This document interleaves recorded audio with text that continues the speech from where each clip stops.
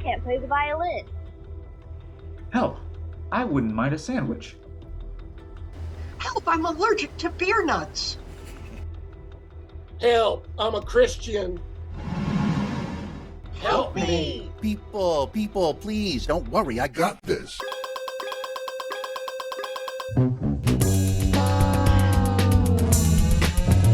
Brought to you, as always, by half-frozen ice cubes. Hey, there's water in there.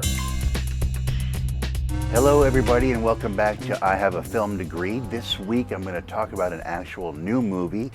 It's called Exorcist Believer. And this is a reboot that director David Gordon Green is attempting after rebooting the Halloween franchise. By the way, I happen to like Halloween Ends. I know no one else likes it. I thought it was an interesting way to go, that Michael Myers got a sidekick.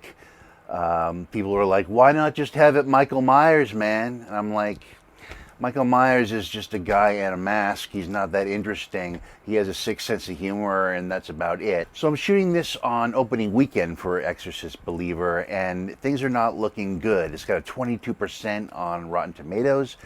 And it looks like it's going to make about $27 million this weekend. It's an okay debut, I guess, but it's not anywhere near what's needed to make this film profitable and to make this future trilogy profitable. Blumhouse has paid $400 million for the rights to The Exorcist, and they think this new trilogy is going to pay off in spades, but it just doesn't look like it's going to. The tagline for Exorcist Believer should have been, "You thought one possessed girl was nutballs. Where do you get a load of two girls?" And this two-girl dynamic ends up being an irritant, just like everything else in the movie. Now, I want to say that the first half is really perfectly fine.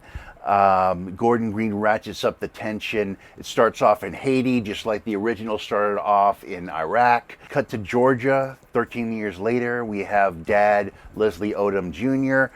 Taking care of his 13-year-old daughter. Because of this girl's wish to commune with her dead mother, she goes into the woods with her friend, and they do something. They read a weird poem, and all of a sudden they disappear for 3 days. When they reappear, these two girls seem just out of it in the beginning and then begin to really manifest that devil inside. But then all of a sudden there's a tipping point where things get really boring. And there's a lot of questions that start coming up.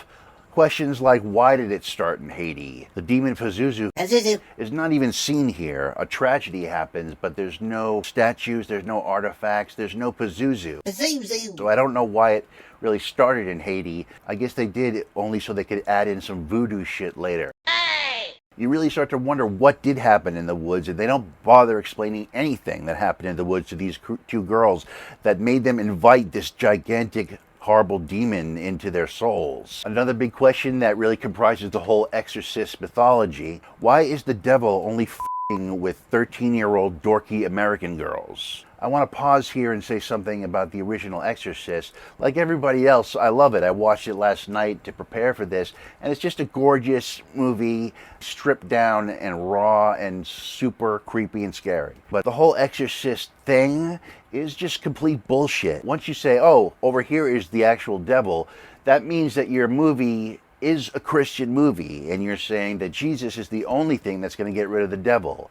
That's why I can't help thinking that The Exorcist, the Omen films, the entire Conjuring universe, a lot of vampire films, they're all bullshit because they say that Christianity is real, the devil is real, and as a militant atheist, I can't get into that idea for 1 second. I mean, I like fantasy as much as the next guy, but this version of Christianity is nothing but a joke, and it might as well just be priests going booga booga booga. You mean to tell me that that kind and gentle Jesus Christ guy who was just a hippie and liked hanging out and drinking has enough mojo behind him to defeat something like an ancient evil? Check out the ending shot of Omen 3, by the way, which is actually the first R-rated movie I ever saw, from 1980, starring a very young Sam Neill. The final shot is actually Sam Neill's Damien, who is the son of the devil, dead on the floor of a church, and this vision of Jesus Christ just appears and hovers over him like, I win, you bitch. By the way, you guys know what the biggest domestic terrorist threat is, right? It ain't Al-Qaeda, it ain't Muslims, it's Christian nationalists who want to take over the government. I'm not making things up.